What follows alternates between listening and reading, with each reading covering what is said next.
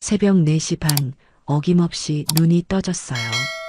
평생을 이렇게 살아왔더니 이제는 자명종 시계가 따로 필요 없을 정도죠. 뻐근한 허리를 두드리며 일어나 가장 먼저 향한 곳은 창가였습니다. 커튼을 젖히자 아직 어둠이 채 가시지 않은 마당 풍경이 눈에 들어왔어요. 제가 손수 가꾸는 작은 텃밭의 상추와 토마토가 새벽 이슬을 머금고 반짝이는 모습은 언제 봐도 마음을 편안하게 해주는 것 같아요. 젊었을 적 남편과 함께 벽돌 한 장 한 장을 직접 고르며 지은 이 2층짜리 단독주택은 제게 단순한 집 이상의 의미를 가집니다. 제 인생의 모든 순간이 고스란히 담겨 있는 소중한 보금자리이자 제 자부심 그 자체라고 할 수 있죠. 찬물에 세수를 하고 정신을 차린 뒤 곧장 부엌으로 향했습니다. 오늘의 아침 메뉴는 정성껏 끓인 북엇국과 갓 지은 쌀밥, 그리고 몇 가지 밑반찬이에요. 아들 인태가 어릴 적부터 유독 좋아하던 음식이거든요. 요즘 들어 부쩍 힘들어 보이는 아들 녀석의 기운을 북돋아주고 싶은 어미의 마음이라고나 할까요? 북어를 참기름에 달달 볶다가 뽀얀 국물이 우러나도록 푹 끓이고 계란물을 곱게 풀어 넣으니 구수한 냄새가 온 집안에 퍼지기 시작합니다.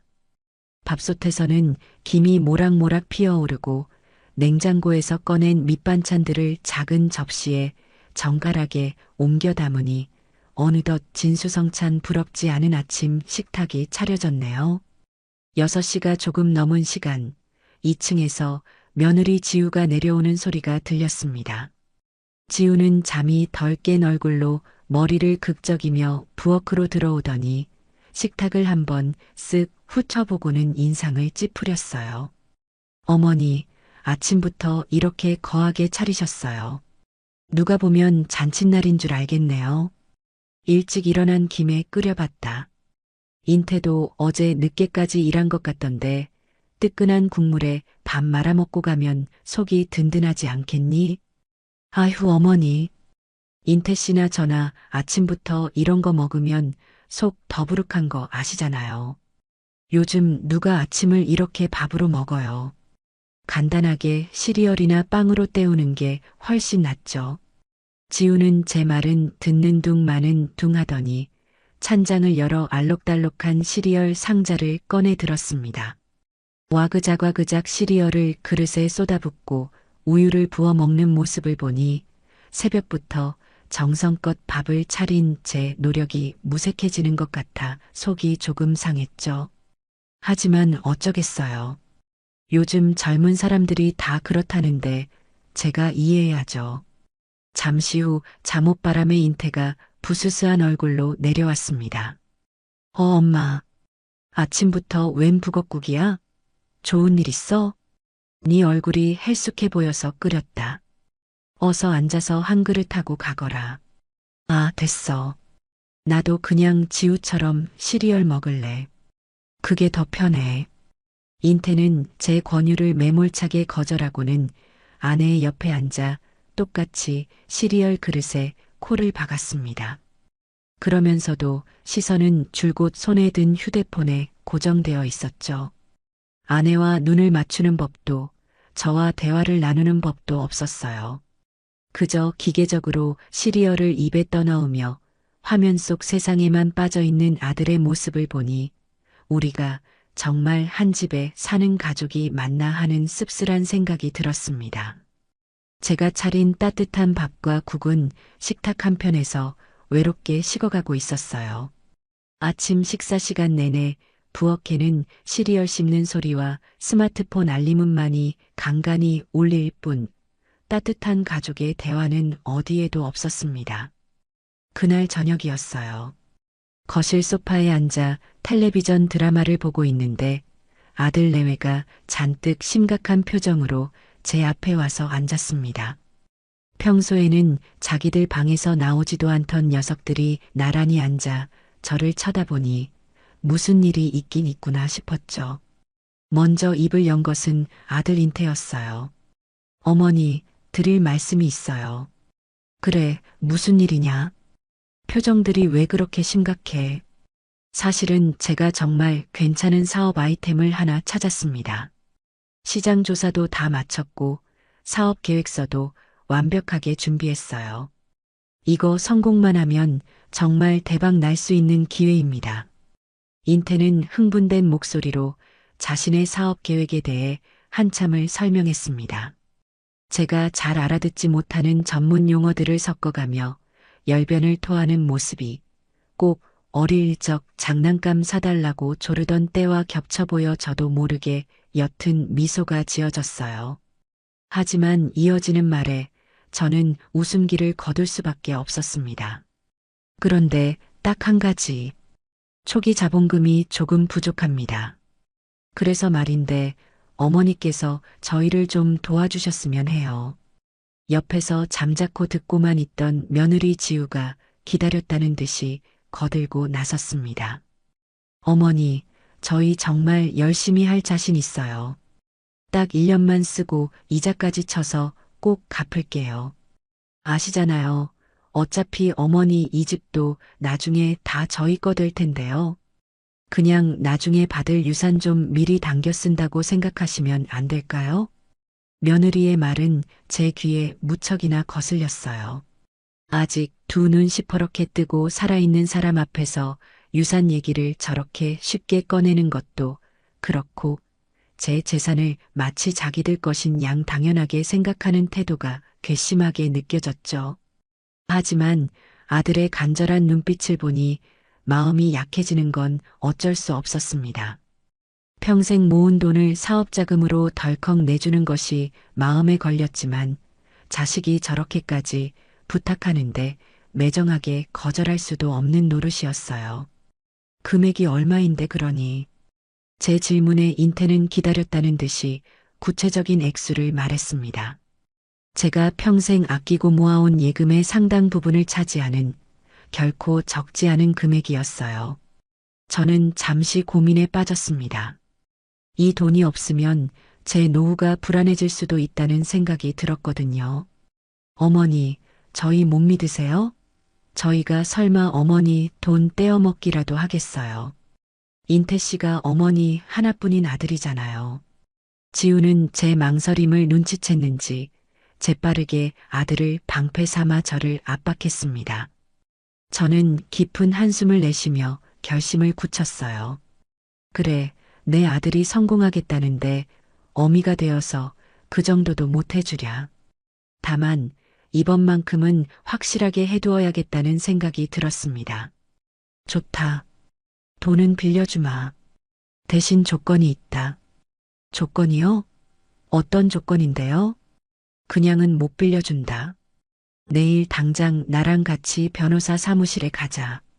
가서 정식으로 차용증을 작성하고 공증까지 받아야겠다.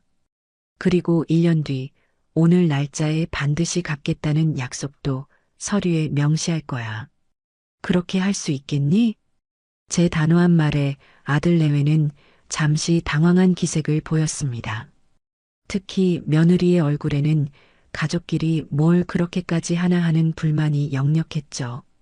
하지만 돈이 급했던 탓인지 두 사람은 이내 마지못해 고개를 끄덕였습니다. 알겠습니다, 어머니. 그렇게 하시죠. 저희는 떳떳하니까요. 다음 날 저는 아들 내외를 데리고 평소 알고 지내던 변호사 사무실을 찾아갔습니다. 변호사는 제가 미리 설명해 둔 내용을 바탕으로 차용증을 작성했고 아들 내외는 조금 귀찮아하는 표정으로 서류에 이름과 주소를 적고 도장을 찍었어요. 기한 내 미상환시 법적 조치에 동의함. 이라는 문구를 저는 몇 번이고 되새겨 읽었습니다. 서류 절차를 모두 마치고 은행에 들러 아들의 계좌로 약속한 금액을 송금해주자 아들 내외는 그제야 활짝 웃으며 제게 고맙다고 연신 인사를 했습니다.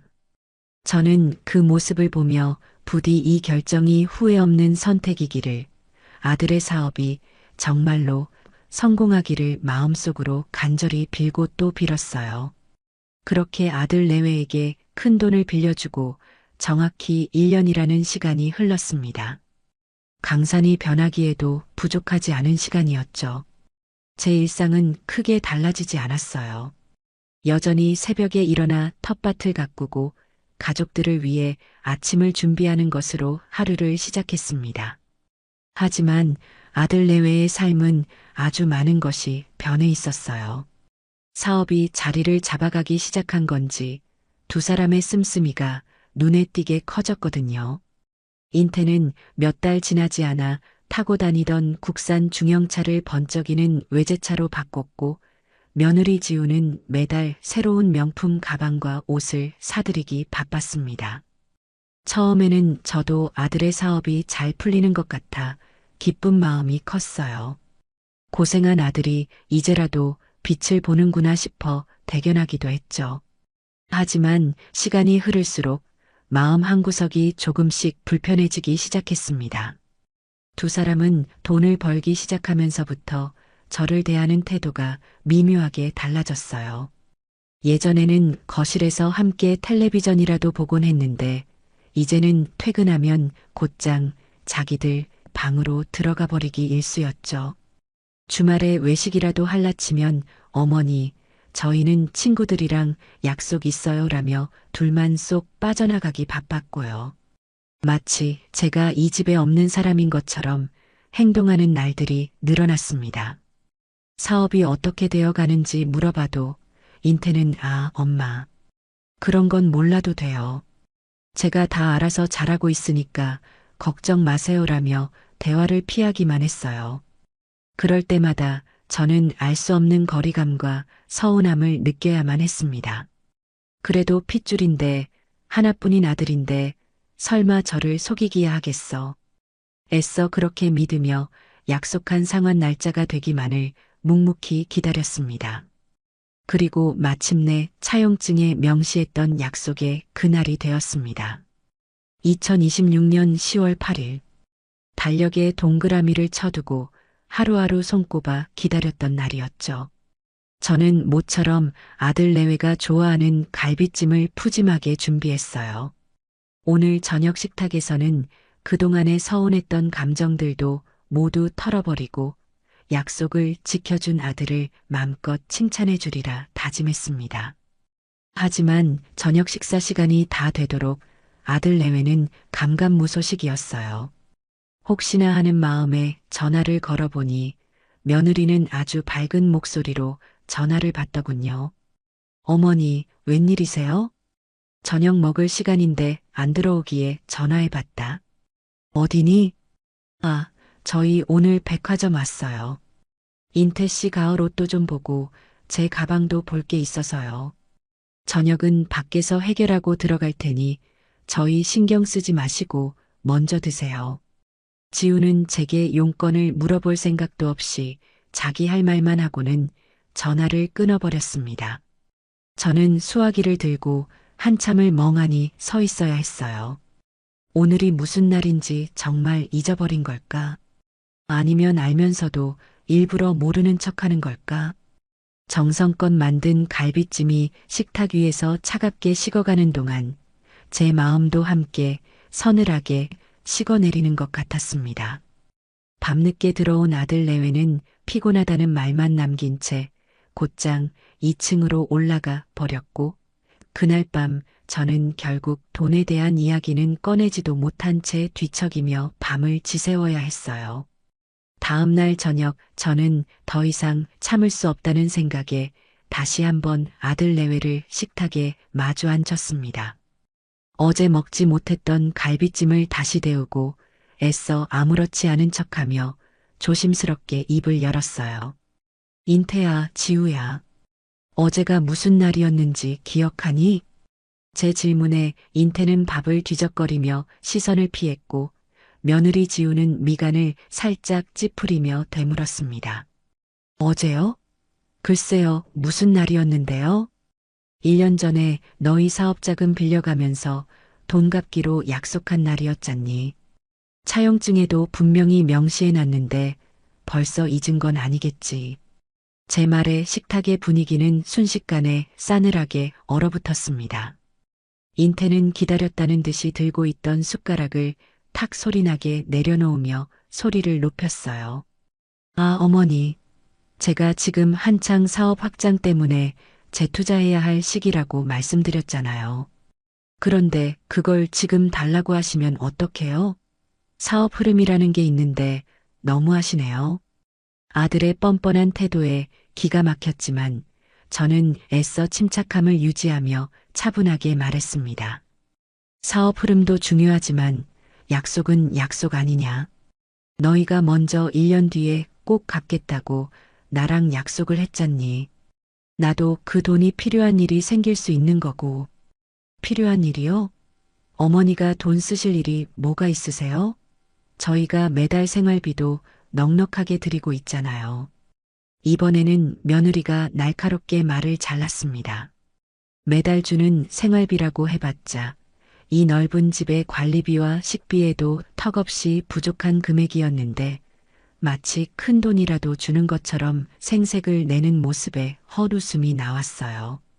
지우야, 그건 생활비고 이건 빌려간 돈이니 경우가 다르지. 그리고 내가 내 돈 쓰는데 너희 허락까지 받아야 하는 건 아니잖니. 어머니, 정말 너무하시네요. 저희가 어디 도망간대요? 한 집에 사는 식구끼리 너무 빡빡하게 구시는 거 아니에요? 솔직히 저희 사업 잘 돼서 돈 많이 벌면 그게 다 어머니 좋은 일 아닌가요? 어머니 노후 저희가 책임져 드릴 거잖아요. 며느리는 한술 더 떠 마치 저를 위해 자기들이 고생이라도 하는 것처럼 말을 했습니다. 빌려준 돈을 갚으라는 정당한 요구가 어느새 제가 쏙 좁고 인정머리 없는 시어머니가 되어버리는 순간이었어요. 저는 더 이상 감정을 누를 수가 없었습니다. 너희 노후는 너희가 알아서 책임지는 거고 내 노후는 내가 알아서 책임지는 거다. 다른 말할 것 없고 약속대로 빌려간 돈 갚아라. 그게 그렇게 어려운 부탁이니? 제가 단호하게 말하자 며느리 지우의 표정이 싹 굳어지더니 제 평생 잊을 수 없는 말을 내뱉었습니다. 어머니, 솔직히 너무하세요. 저희가 남도 아니고 그깟 돈 좀 빌려 쓴 거 가지고 이렇게 사람을 몰아붙이세요? 돈 있다고 저희한테 갑질하지 마세요. 갑질이라는 단어가 제 가슴에 비수처럼 날아와 박혔습니다. 아들을 위해 평생 모은 돈을 내어준 결과가 고작 갑질하는 시어머니라는 말이라니. 저는 순간 머리를 한 대 세게 얻어맞은 것처럼 멍해졌어요. 제 옆에서 이 모든 상황을 지켜보던 아들 인태는 아내를 말리기는커녕 오히려 고개를 끄덕이며 동조하고 있었습니다. 그 순간 제 마음속에서 무언가 단단히 끊어지는 소리가 들렸어요. 아들에 대한 마지막 기대와 정이 산산조각 나는 소리였죠. 저는 아무 말 없이 자리에서 일어나 방으로 들어왔습니다. 더 이상 저들과 한 공간에서 숨 쉬고 싶지도 않았어요. 그날 밤 저는 잠을 자는 대신 앞으로 제가 무엇을 해야 할지, 이 무너진 관계를 어떻게 정리해야 할지 밤새도록 고민하고 또 고민했습니다. 그리고 동이틀 무렵 마침내 아주 단단한 결심을 내렸습니다. 어젯밤 아들 내외가 제게 퍼부었던 말들이 귓가에 생생하게 맴돌았지만 더 이상 슬프거나 분하지 않았습니다. 대신 차가운 결심만이 심장을 가득 채우고 있었죠. 저는 옷장 깊숙한 곳에 보관해 두었던 차용증 서류 봉투를 꺼내 들었습니다. 그리고 아침 식사를 준비하는 대신 곧바로 외출 준비를 시작했어요. 어디 가냐고 묻는 아들 내외의 질문에는 아무런 대답도 하지 않았습니다. 제가 가장 먼저 찾아간 곳은 1년 전 아들 내외와 함께 방문했던 변호사 사무실이었습니다. 갑작스러운 방문에도 불구하고 변호사는 저를 반갑게 맞아주었어요. 자리에 앉자마자 저는 품에서 차용증을 꺼내 변호사에게 건넸습니다.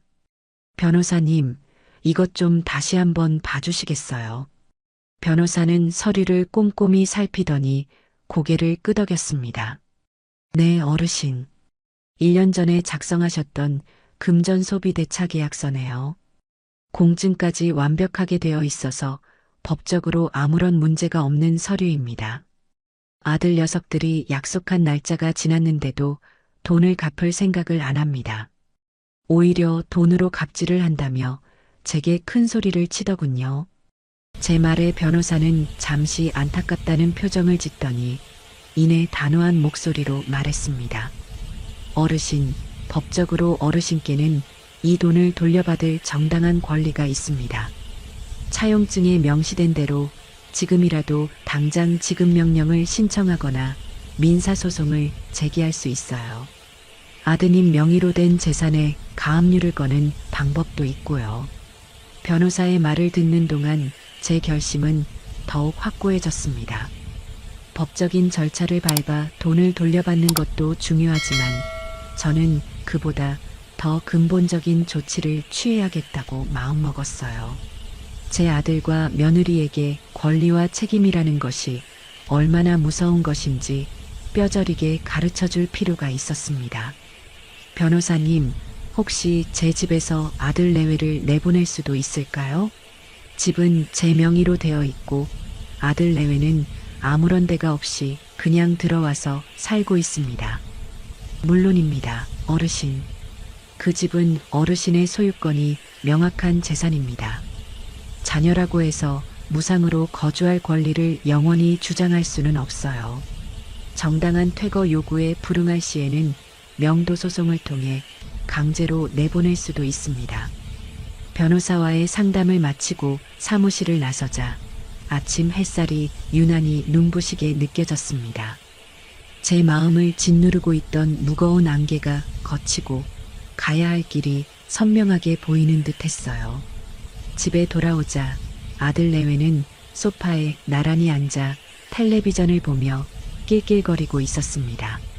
마치 어젯밤의 일은 아무것도 아니라는 듯 혹은 제가 금세 마음이 풀릴 거라고 생각하는 듯 태평한 모습이었죠.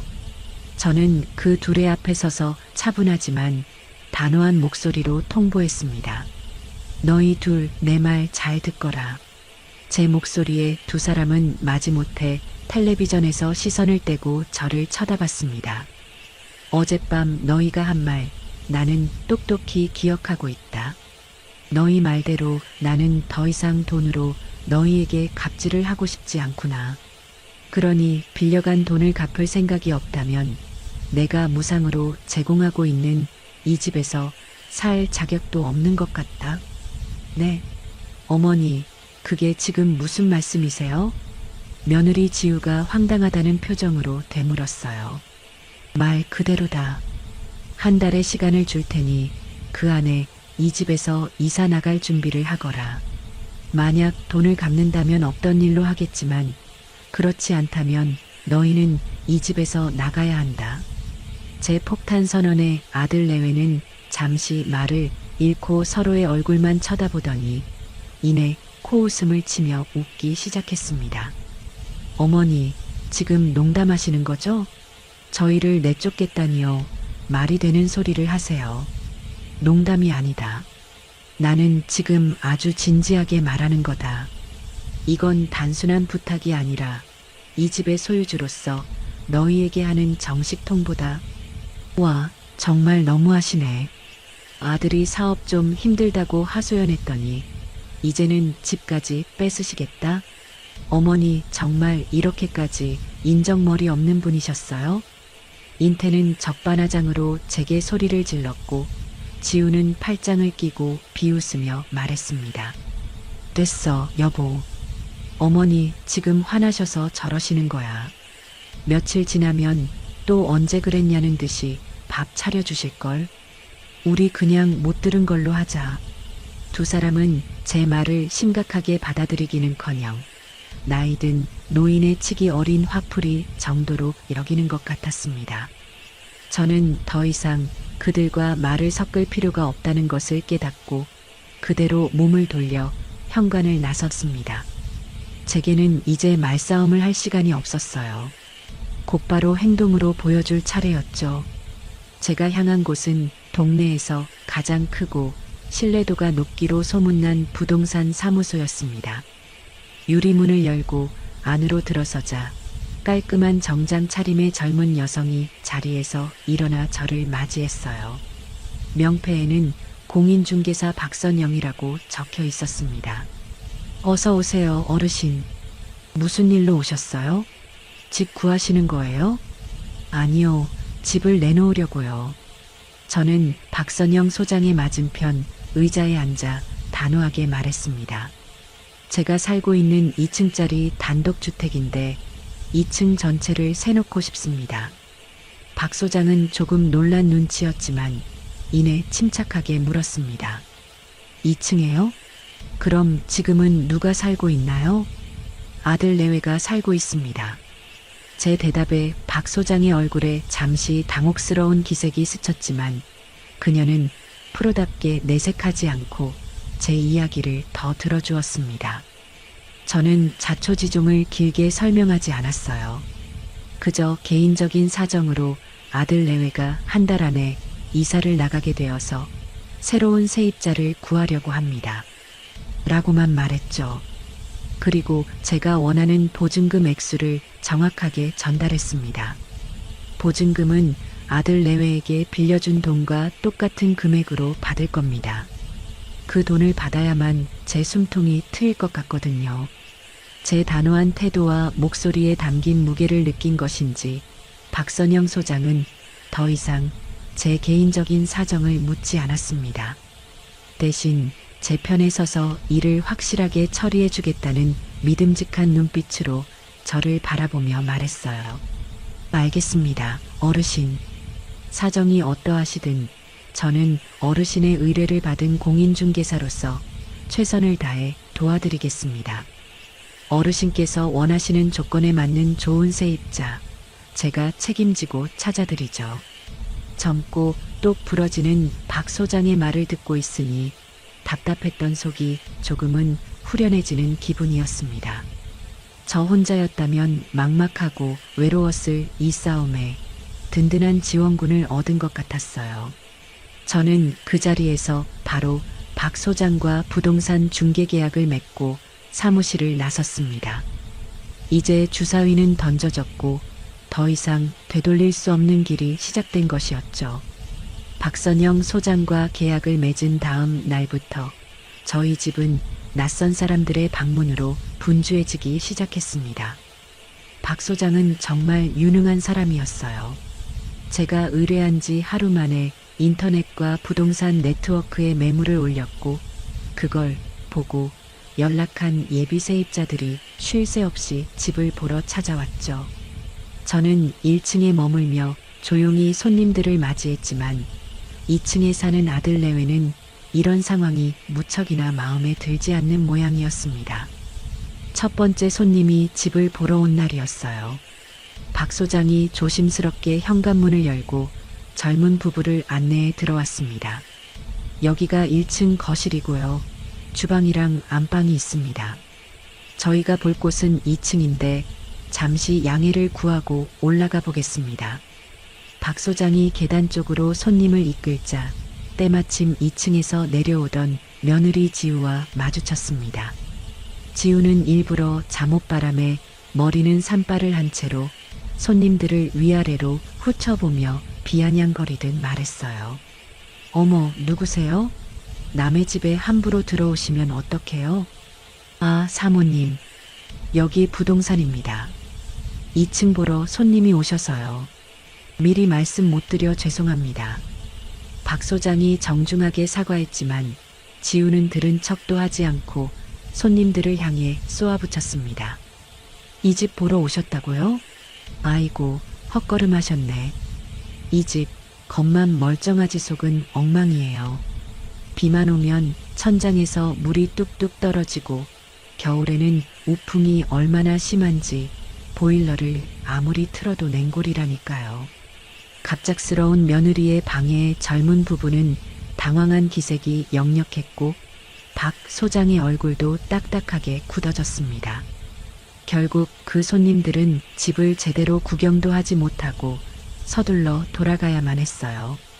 그 후로도 아들 내외의 회방은 계속되었습니다. 손님이 오기로 한 시간이 되면 일부러 집을 돼지우리처럼 어지럽혀 놓거나 음식물 쓰레기를 현관 앞에 내놓아 악취를 풍기기도 했죠. 심지어 아들 인태는 이 집 주인 할머니가 엄청 깐깐해서 조금만 시끄러워도 쫓아낸대요. 아이 있는 집은 절대 못 살걸요? 라며 있지도 않은 사실을 지어내기도 했습니다.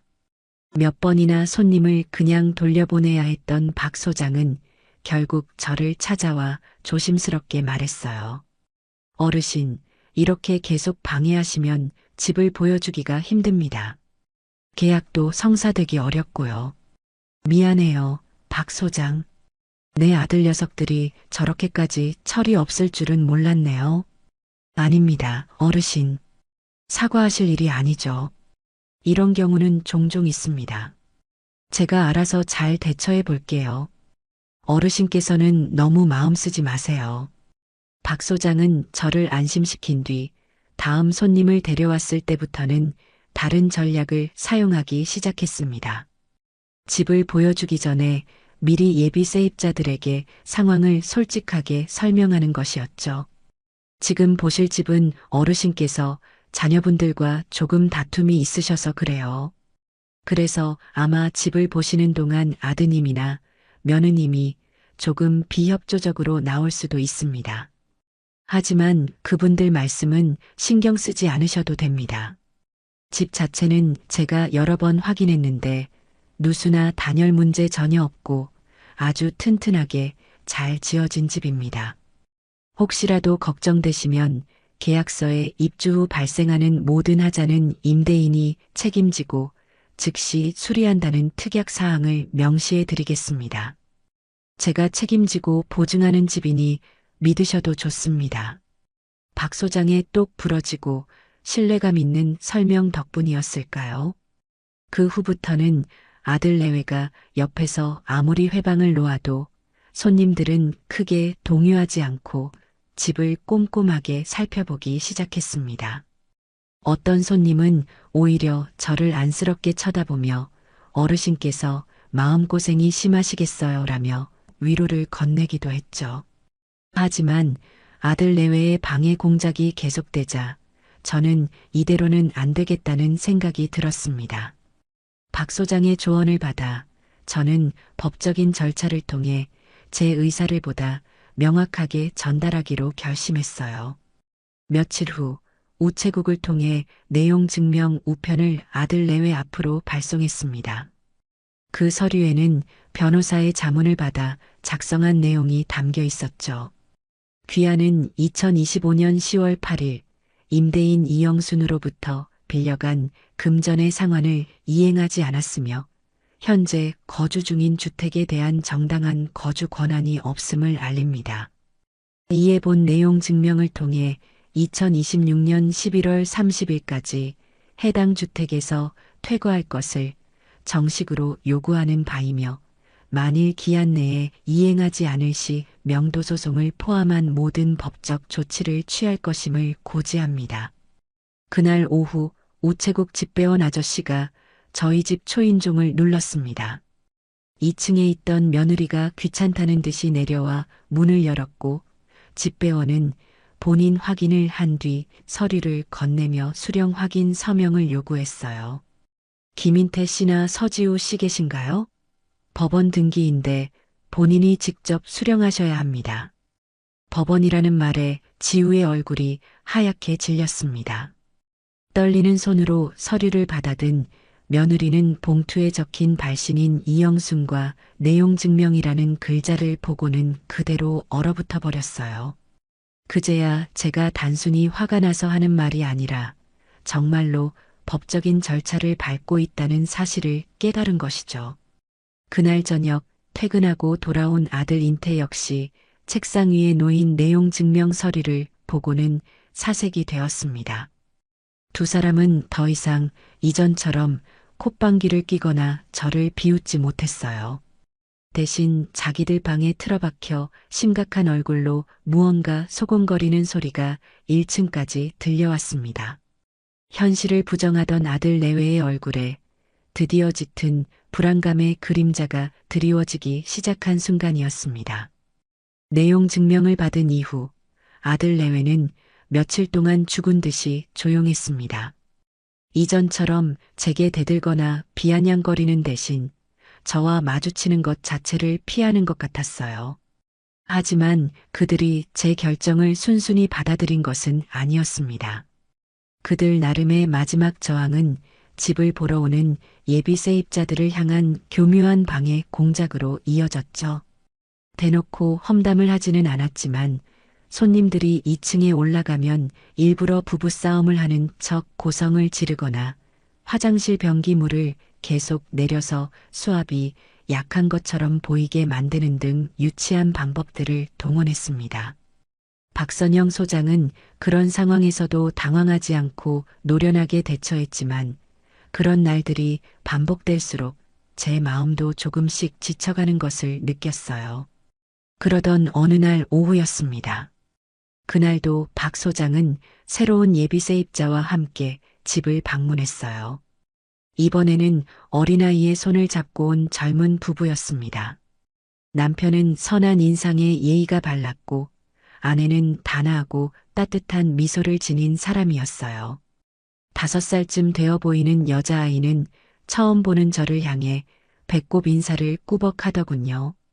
안녕하세요, 어르신. 집이 참 좋네요. 햇볕도 잘 들고요. 아내 되는 사람이 상냥하게 말을 건네는 순간 2층에서 쿵쿵거리는 소리와 함께 시끄러운 음악 소리가 들려오기 시작했습니다.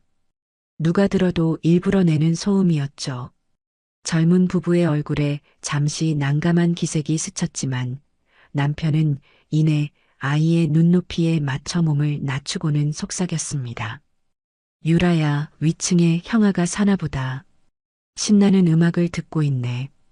우리는 조용히 집 구경하고 가자. 아이 아빠의 지혜로운 말 한마디에 험악해질 뻔했던 분위기가 부드럽게 풀렸습니다. 박 소장도 안심한 듯 미소를 지으며 부부를 2층으로 안내했어요. 아니나 다를까 2층에 올라서자 며느리 지우가 거실 소파에 누워 과자를 먹으며 텔레비전을 보고 있었습니다. 집안은 일부러 치우지 않은 듯 어수선했고 식탁 위에는 먹고 난 그릇들이 그대로 쌓여 있었죠. 지우는 손님들이 들어오든 말든 아는 척도 하지 않고 텔레비전 채널만 돌리고 있었어요. 젊은 부부는 그 어수선한 풍경에도 아랑곳하지 않고 집 구조를 꼼꼼하게 살폈습니다. 남편은 창문을 열어 채광을 확인하고 아내는 아이가 지낼 방을 유심히 살펴보더군요. 여보, 이 방은 햇볕이 잘 들어서 우리 유라 방으로 쓰면 정말 좋겠다. 그렇지? 그러게. 베란다도 넓어서 빨래 널기도 좋고 유라 자전거 놓을 공간도 충분하겠어. 두 사람은 제 아들 내외가 만들어 놓은 불쾌한 상황 속에서도 자신들이 이곳에서 만들어갈 행복한 미래를 그리고 있는 것 같았어요. 집을 다 둘러보고 내려온 부부는 제 앞에 서서 정중하게 말했습니다. 어르신, 저희는 이 집이 정말 마음에 듭니다. 저희가 들어와서 살아도 괜찮을까요? 그럼요, 마음에 드신다니 제가 더 좋네요. 사실 저희가 아이가 있다 보니 층간소음 때문에 아파트에서 쫓겨나다시피 이사를 나왔거든요. 그래서 이렇게 마당이 있는 주택을 간절하게 찾고 있었습니다. 저희가 들어오게 되면 어르신 불편하시지 않게 정말 조용히 그리고 잘 모시고 살겠습니다. 남편의 진심 어린 말에 저는 마음이 움직였습니다. 바로 이 사람들이었어요. 제가 그토록 바라던 이 집에 따뜻한 온기를 불어넣어줄 새로운 인연 말입니다. 저는 그 자리에서 바로 결정을 내렸어요. 박 소장, 저는 이분들과 계약하고 싶네요. 제 말에 박 소장도 젊은 부부도 얼굴이 환해졌습니다. 그날 오후 저희는 곧장 부동산 사무소로 가서 임대차 계약서를 작성했습니다. 젊은 부부의 이름은 남편이 오지훈, 아내가 한유라라고 했어요. 계약서를 작성하는 내내 두 사람은 제게 궁금한 것을 물어보며 살갑게 대화를 걸어왔습니다.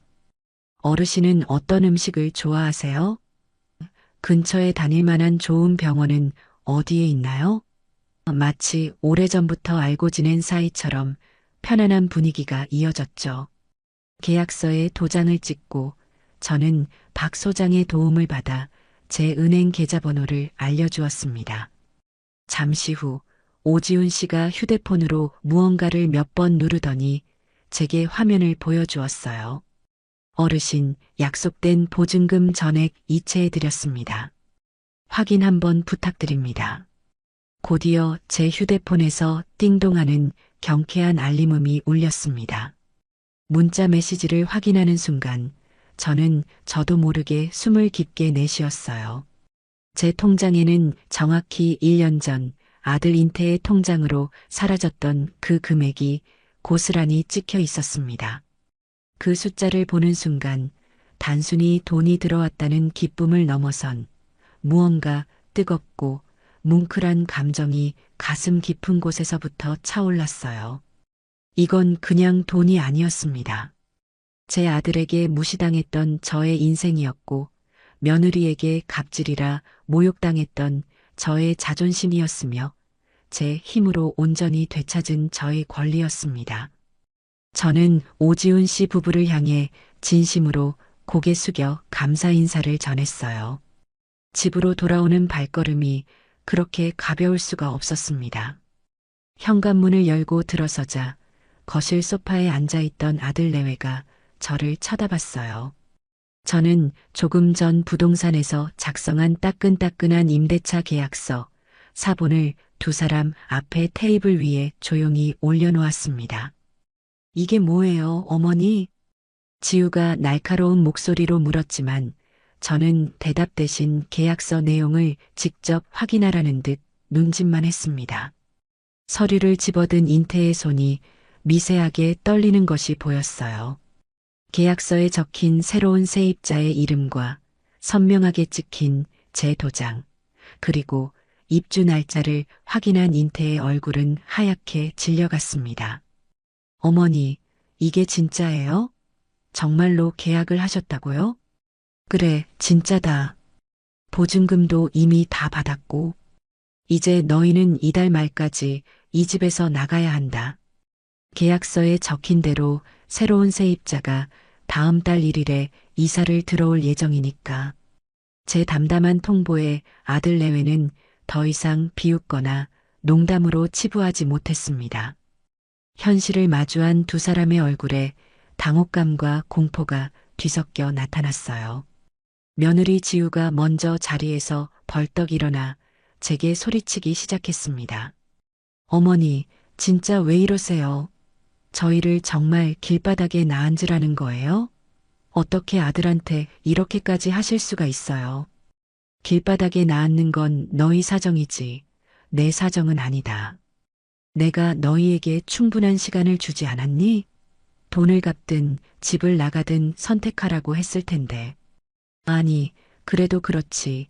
어떻게 저희랑 상의 한마디 없이 이런 결정을 하세요? 이 집 어차피 저한테 물려주실 거면서 왜 남을 들여요? 당장 가서 계약 취소하세요.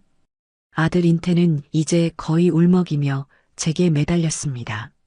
하지만 제 마음은 이미 단단하게 굳어버린 뒤였어요.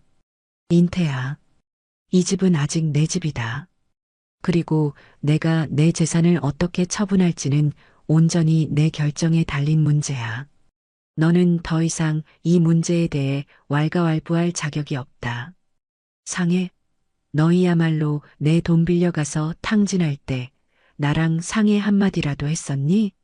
갚기로 한 약속을 어길 때 내게 미리 양해라도 구했었느냐 말이다.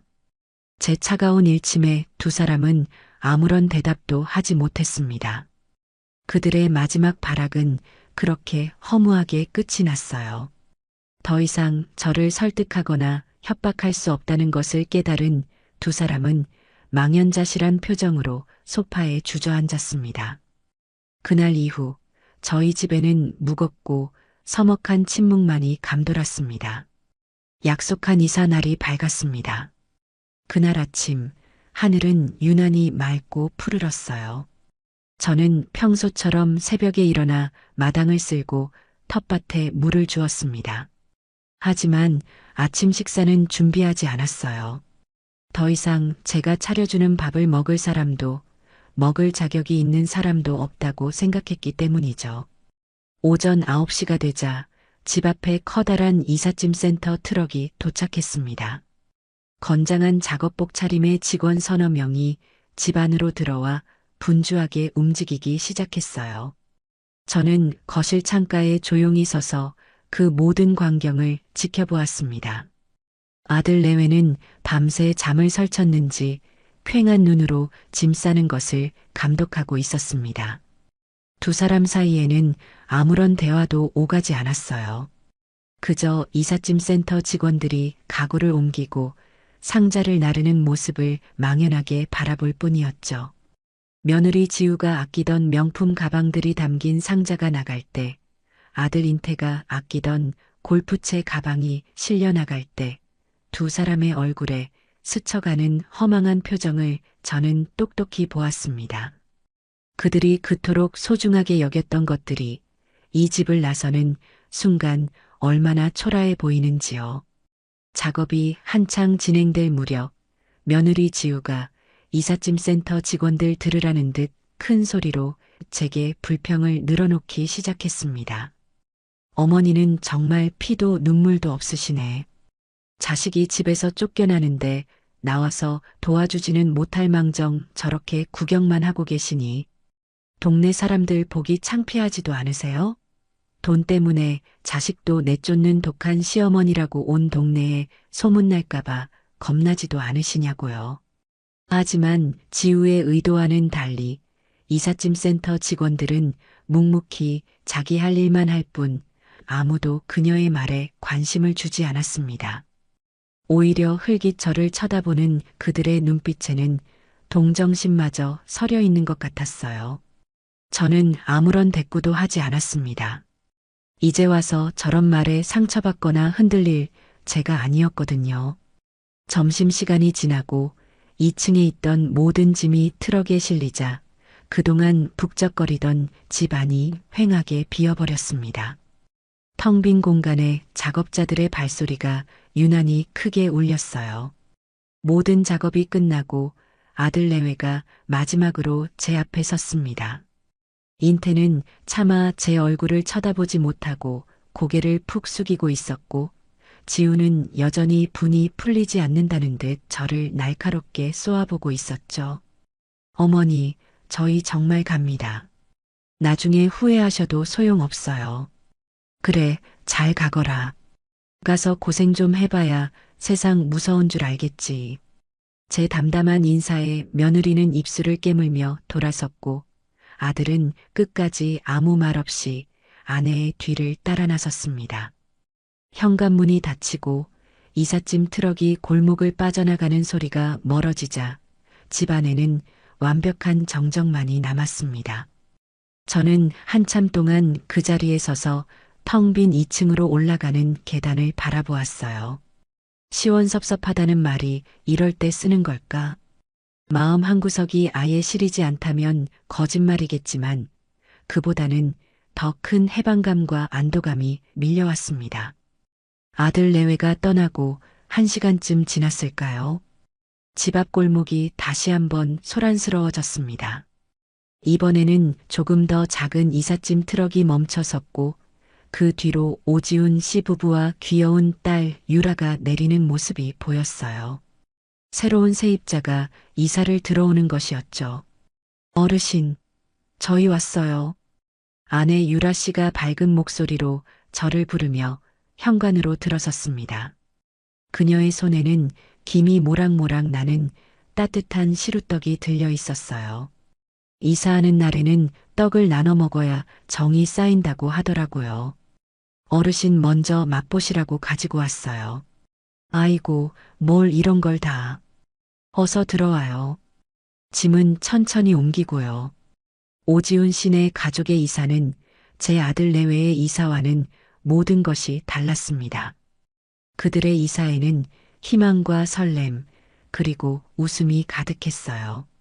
지훈 씨는 땀을 뻘뻘 흘리면서도 연신 싱글벙글이었고, 유라 씨는 새로운 부엌을 보며 앞으로 만들 맛있는 요리들을 상상하는 듯 행복한 표정이었습니다. 딸 유라는 낯선 환경이 신기한지 집안 구석구석을 뛰어다니며 아빠, 여기는 내 방이야? 엄마, 저기 창문 좀 봐. 라며 제잘거렸어요. 시끄럽고 삭막했던 2층 공간에 오랜만에 아이의 청아한 웃음소리가 울려 퍼졌습니다. 그날 저녁 짐 정리를 어느 정도 마친 유라 씨가 저를 2층으로 불렀습니다.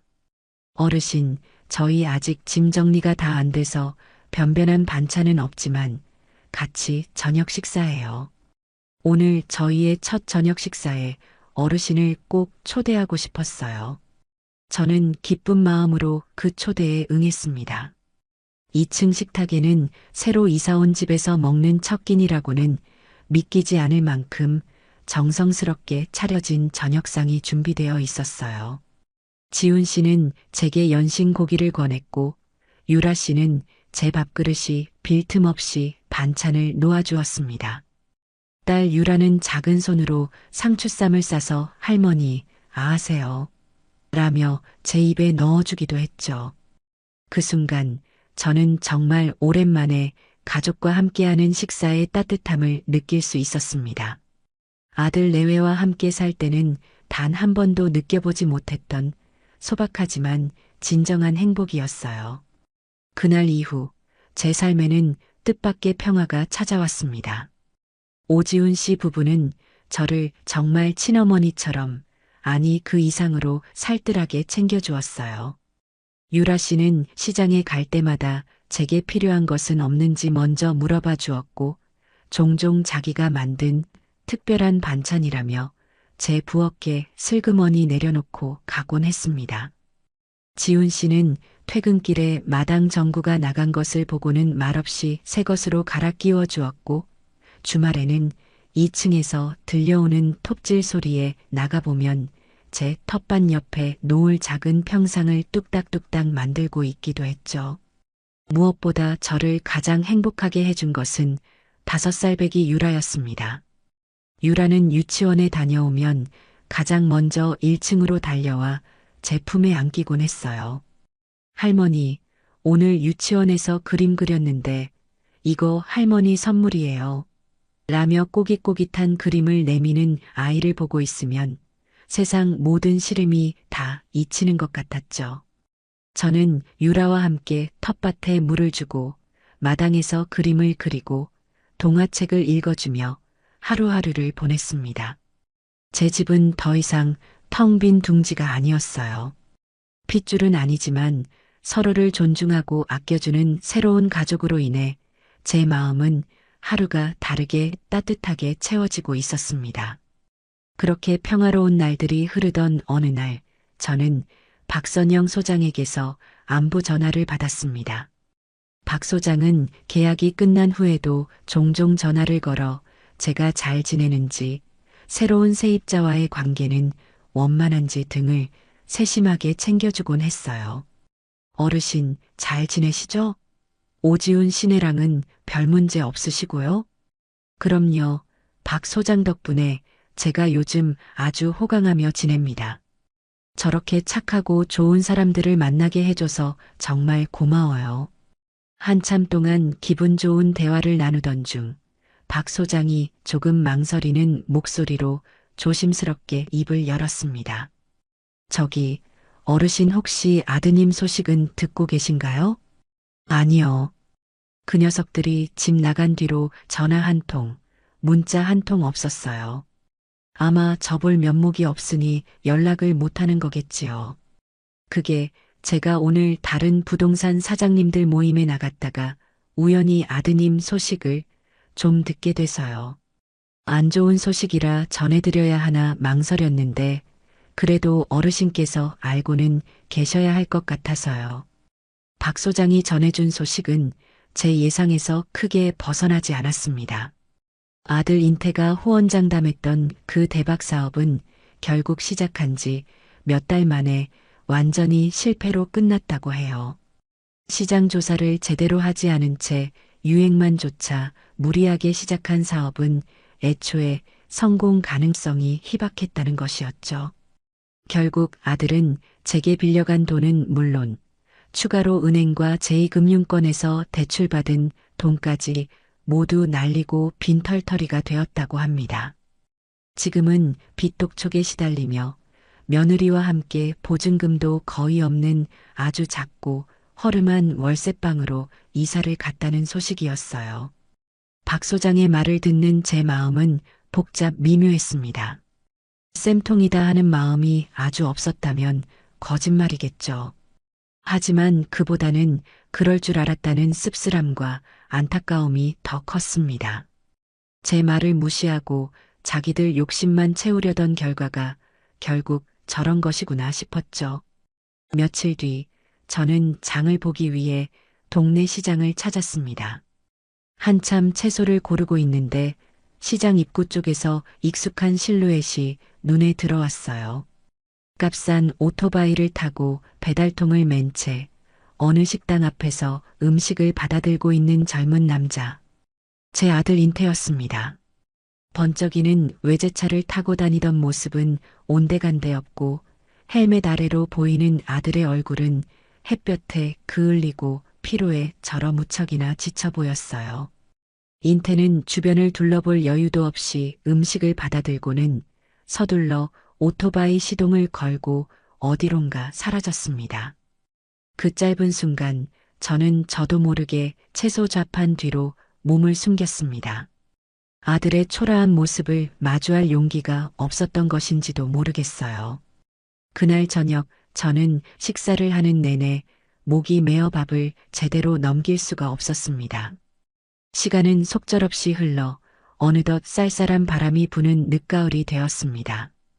그날 밤은 유독 비가 많이 내렸어요.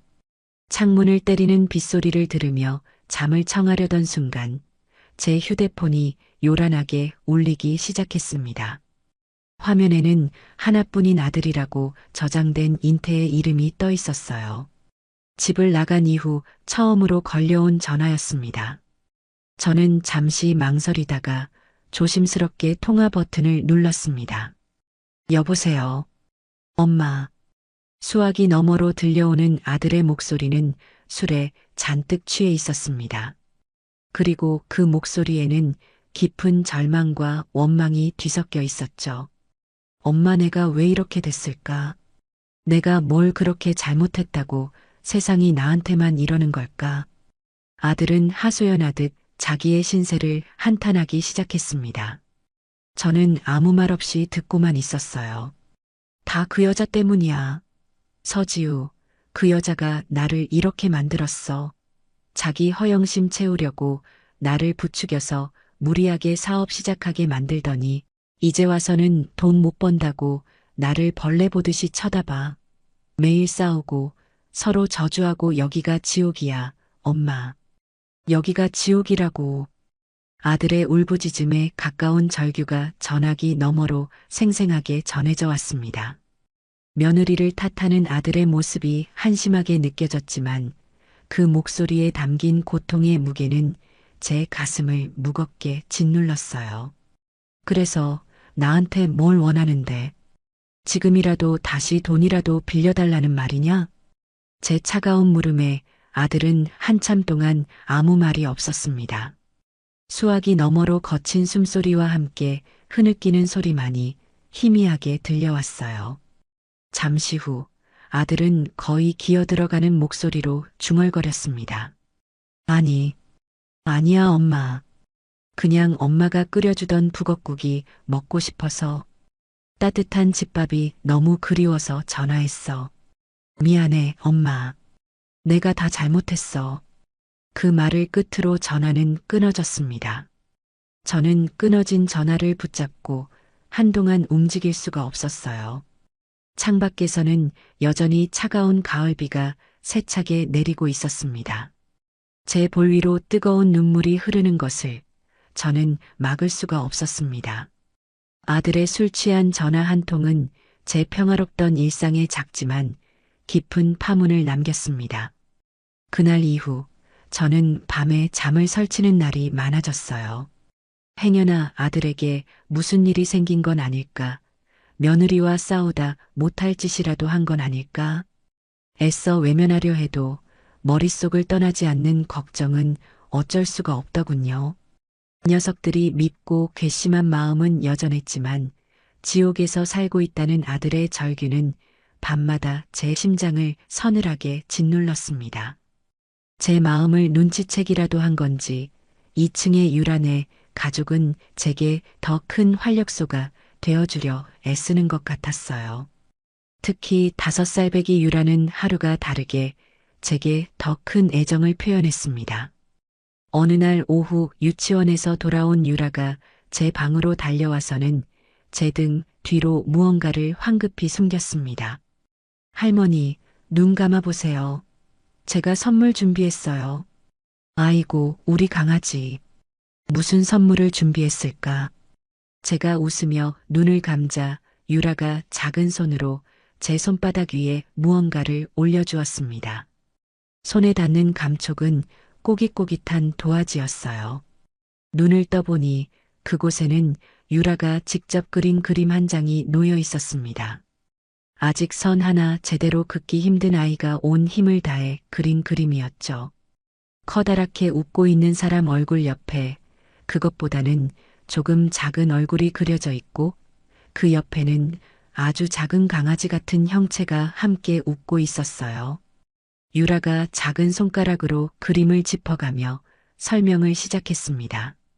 이건 할머니, 이건 유라, 그리고 이건 할머니네 집 강아지예요. 저희 집에는 강아지가 없었지만 유라의 상상 속에서는 저와 함께 사는 모양이었어요.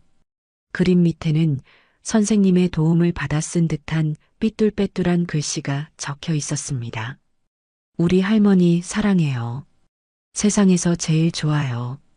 저는 그 그림과 글씨를 보고 한참 동안 아무 말도 할 수가 없었습니다. 작은 아이가 건넨 서툰 진심이 그 어떤 값비싼 선물보다도 제 마음을 깊고 아프게 울렸기 때문이죠. 핏줄로 이어진 자식에게서는 들어보지 못했던 따뜻한 말을 이제 겨우 글씨를 깨친 아이에게서 듣게 될 줄은 몰랐습니다. 저는 유라를 품에 꼭 껴안았습니다. 제 품에 안긴 작은 아이의 온기가 아들 녀석이 핥히고 간 제 마음의 상처를 따뜻하게 어루만져 주는 것만 같았어요. 저는 그날 이후 진정한 가족이란 무엇일까에 대해 자주 생각하게 되었습니다. 혈연으로 맺어지는 것만이 가족이 아니라 서로에게 이렇듯 따뜻한 진심을 나눌 수 있는 관계야말로 진짜 가족이 아닐까 하는 그런 생각 말입니다. 시간이 흘러 첫눈이 내리던 어느 날 오후 박선영 소장이 찐빵 한 상자를 사들고 저희 집을 찾아왔습니다.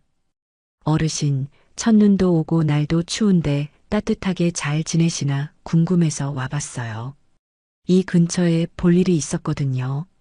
아이고, 박 소장. 그냥 오지 뭘 이런 걸 다 사왔어. 어서 들어와요. 밖이 많이 춥지? 저는 박 소장을 따뜻한 거실로 이끌어 차를 한 잔 대접했습니다.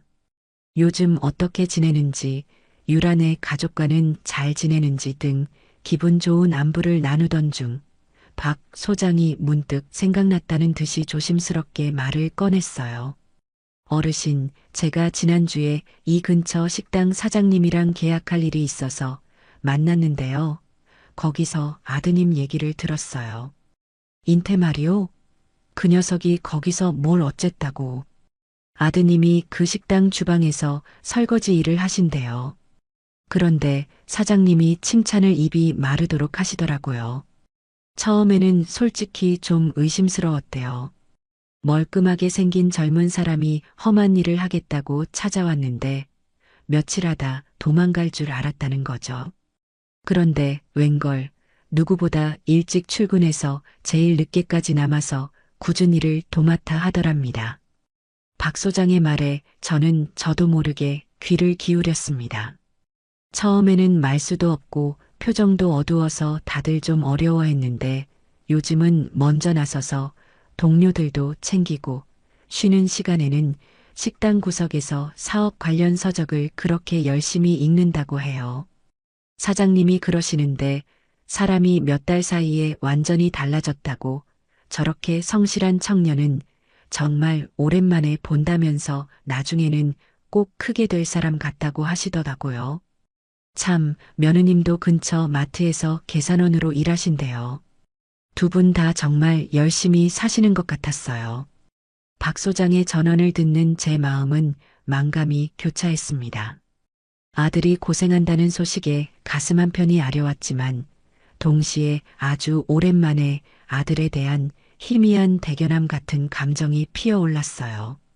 밑바닥까지 떨어져 본 후에야 비로소 자기 발로 일어서는 법을 배우고 있는 것이겠지요. 저는 박 소장에게 고맙다고 인사를 전했습니다. 그 소식은 제게 작은 위안과 함께 아직은 희망을 놓아서는 안 된다는 용기를 주었으니까요. 그리고 어느덧 한 해가 저물어갈 무렵 남편의 기일이 다가왔습니다. 남편이 세상을 떠난 이후로 저는 단 한 해도 거르지 않고 기일 아침에는 제사상을 차렸어요. 아들 내외가 함께 살 때는 그래도 온 가족이 모여 고인을 기리는 의미 있는 날이었지만 올해는 저 혼자 조용히 치러야 할 것 같았습니다. 아들 내외가 찾아올 것이라는 기대는 하지 않았어요. 그럴 면목도 자격도 없다고 스스로 생각하고 있을 테니까요. 기일 전날 밤 저는 시장에 가서 제사상에 올릴 음식들을 장만해 왔습니다. 나물이며 쇠고기 산적이며 동태전과 각종 과일들을 한가득 사들고 오는데 저도 모르게 습관처럼 인태가 좋아하던 잡채 재료를 사고 있더군요. 어차피 오지도 않을 텐데 하면서도 혹시나 하는 마음을 떨쳐버릴 수가 없었습니다. 기일 당일 저는 이른 새벽부터 일어나 음식을 준비하기 시작했습니다. 지글지글 전 부치는 냄새가 온 집안에 퍼지고 짭짤하게 졸여지는 조기와 구수한 나물향이 뒤섞여 어릴 적 명절 아침을 떠올리게 했어요. 음식을 하며 문득문득 남편 생각이 났습니다. 그리고 남편과 꼭 닮았던 어린 시절의 인태 모습도 함께 떠올랐죠. 아빠 무릎에 앉아 밤을 까먹던 아이, 처음 자전거를 배우다 넘어져 울면서도 다시 일어나던 아이, 대학에 합격했다며 합격증을 들고 와 제품에 안기던 늠름한 청년. 그 모든 기억들이 파노라마처럼 스쳐 지나가자 제 눈가에는 저도 모르게 이슬이 맺혔습니다. 정성껏 차린 제사상을 거실에 놓고 남편의 사진 앞에 조용히 술을 한 잔 올렸습니다. 그리고 절을 하며 마음속으로 빌었어요. 여보, 하늘에서 잘 지내고 있지요? 부디 못난 우리 아들, 철없는 우리 인태가 정신 차리고 올바른 길을 갈 수 있도록 하늘에서라도 좀 지켜봐 주세요. 그렇게 한참을 앉아 있는데 저녁 시간이 다가올 무렵 현관에 초인종이 울렸습니다. 띵동. 저는 이 시간에 찾아올 사람이 없는데 누구일까 의아해하며 현관으로 향했습니다. 2층의 유란의 가족은 오늘 처가에 간다고 아침 일찍 집을 나섰거든요. 현관문을 열기 전 인터폰 화면을 확인한 저는 순간 숨을 멈췄습니다. 화면 속에는 잔뜩 주눅이 든 채 서로의 옆에 어색하게 서 있는 아들 내외의 모습이 보였습니다. 몇 달 사이에 두 사람은 눈에 띄게 수척해져 있었고 값비싼 옷 대신 낡고 저렴해 보이는 옷을 입고 있었어요. 며느리 지우의 손에는 작은 과일 바구니 하나가 들려 있었습니다. 저는 떨리는 손으로 아주 천천히 현관문 손잡이를 돌렸습니다. 왔구나. 문이 열리고 저와 눈이 마주치자 아들 내외는 마치 죄인처럼 고개를 푹 숙였습니다. 저는 애써 담담한 목소리로 두 사람을 맞이했어요. 거실 안으로 들어선 인태는 제사상이 차려져 있는 것을 보고는 그 자리에 우뚝 멈춰 섰습니다. 남편의 영정사진과 눈이 마주친 순간 아들의 어깨가 가늘게 떨리기 시작했어요. 그리고 다음 순간 인태는 제 앞에 서자마자 아무런 예고도 없이 그 자리에 털썩 무릎을 꿇었습니다. 어머니, 제가 왔습니다. 아들의 목소리는 물기에 잔뜩 젖어 있었습니다. 쿵 소리를 내며 이마가 바닥에 닿도록 엎드린 아들은 어린아이처럼 목 놓아 울기 시작했어요. 그동안 억눌러왔던 모든 감정이 한꺼번에 터져 나온 듯 아들의 등은 한참 동안 격렬하게 들썩였습니다. 어머니, 제가 다 잘못했습니다. 제가 정말 죽일 놈입니다. 어머니 돈을 당연하게 생각했고 어머니의 마음을 헤아리지 못했습니다. 아버지 얼굴 뵐 면목도 없습니다. 정말 죄송합니다. 정말 죄송합니다. 어머니. 아들은 똑같은 말을 몇 번이고 반복하며 울고 또 울었습니다. 저는 차마 그런 아들의 모습을 끝까지 지켜볼 수가 없어 조용히 고개를 돌렸어요. 제 마음속에서 단단하게 얼어붙어 있던 무언가가 아들의 뜨거운 눈물에 조금씩 녹아내리는 것을 느꼈습니다. 옆에 서서 안절부절 못하던 며느리 지우도 결국 남편의 옆에 조용히 무릎을 꿇고 앉아 고개를 숙였습니다. 지우는 울음소리조차 내지 못하고 그저 어깨를 잘게 떨며 눈물만 뚝뚝 흘리고 있었어요. 한참의 시간이 흐르고 아들의 울음소리가 조금 잦아들었을 무렵 며느리가 아주 작은 목소리로 입을 열었습니다. 어머니, 제가 다 망쳤습니다. 제 허영심 때문에, 제 못된 마음 때문에 인태 씨를 부추겨서 어머니께 못할 짓을 했습니다. 지우는 고개를 들지 못한 채 바닥을 향해 자신의 잘못을 고백하기 시작했습니다. 어머니께 막말을 했던 것도, 어머니 마음을 아프게 해드렸던 것도 다 제 잘못입니다. 솔직히 처음에는 어머니가 원망스러웠어요. 저희를 내쫓으신 어머니가 밉고 저희 대신 들어온 세입자들이 부러웠습니다. 그런데 막상 저희 힘으로 돈을 벌고 하루하루 힘들게 살아보니까 알겠더라고요. 어머니께서 저희에게 얼마나 큰 울타리가 되어주셨는지, 저희가 얼마나 철없이 행동했는지요. 지우는 잠시 말을 멈추고 숨을 골랐습니다. 그리고는 더욱 낮은 목소리로 말을 이었어요. 벌 주시는 게 당연합니다, 어머니. 용서해달라는 말도 못하겠습니다. 저희는 그런 자격 없는 놈들이니까요. 그저 아버님 기일에 인사라도 드리고 싶어서 염치불구하고 찾아왔습니다. 불쾌하셨다면 정말 죄송합니다. 진심이 담긴 며느리의 고백에 저는 더 이상 두 사람을 외면하고 있을 수만은 없었습니다. 물론 그들의 잘못이 단 몇 마디의 사과로 전부 용서되는 것은 아니었죠. 하지만 밑바닥까지 떨어져 본 후에야 비로소 자신의 잘못을 인정하고 뉘우치는 두 사람의 모습에서 저는 아주 희미한 희망의 빛을 보았습니다. 저는 아무 말 없이 두 사람에게 다가가 그들의 어깨를 가만히 잡아주었습니다. 일어나거라. 언제까지 그러고 있을 거냐. 아버님께서 보고 계신다. 제 말에 아들 내외는 마지못해 자리에서 일어났습니다. 두 사람의 얼굴은 눈물과 콧물로 엉망이 되어 있었어요. 저는 휴지를 뽑아 건네주고는 식탁 쪽을 가리켰습니다. 너희들 저녁은 먹었니? 시장할 텐데 와서 밥부터 먹어라. 어머니, 저희는 괜찮습니다. 밥 먹을 자격도 없는걸요. 자격은 무슨. 제사 음식은 나눠 먹어야 복이 오는 법이다. 내가 너희 생각해서 잡채도 푸짐하게 해놨다. 어서 와서 앉아. 저는 두 사람을 거의 반강제로 식탁 의자에 앉혔습니다. 그리고 따뜻하게 데운 밥과 갓 끓인 탕국을 한 그릇씩 떠서 두 사람의 앞에 놓아주었어요. 제사상에 올렸던 나물과 전, 그리고 잡채도 넉넉하게 덜어주었죠. 아들 내외는 한참 동안 밥그릇만 내려다볼 뿐 수저를 들지 못했습니다. 왜 안 먹고 있느냐?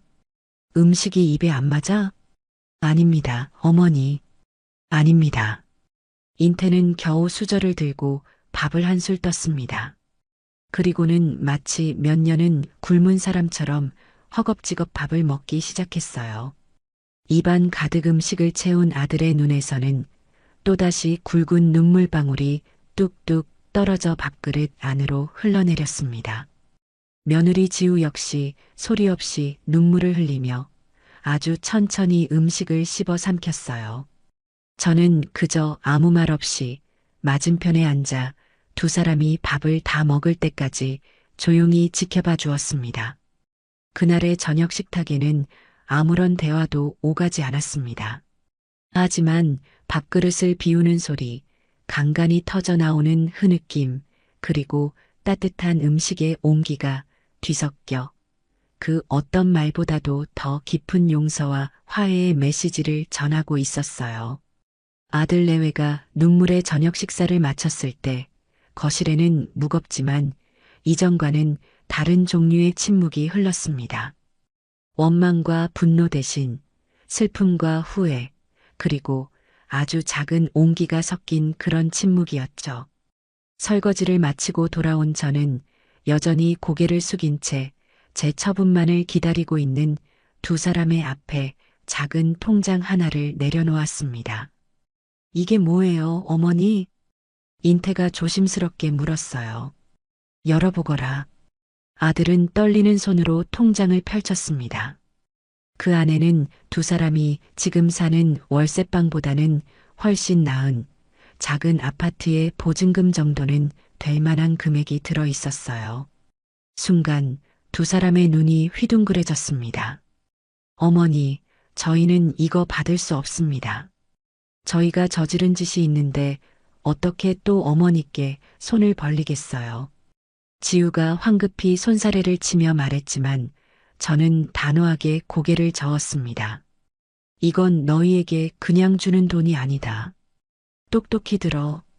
이건 너희에게 빌려주는 돈이다. 1년 전 너희가 내게서 빌려갔던 그 돈처럼 말이다. 제 말의 의미를 깨달은 두 사람은 서로의 얼굴을 쳐다보며 말을 잇지 못했습니다. 이 돈으로 제대로 된 집을 얻어서 다시 시작해보거라. 빚쟁이들에게 시달리지 않을 너희 두 사람이 마음 편히 쉴 수 있는 공간을 먼저 마련하라는 뜻이다. 그리고 이 돈은 반드시 갚아야 한다. 물론 이자는 받지 않으마.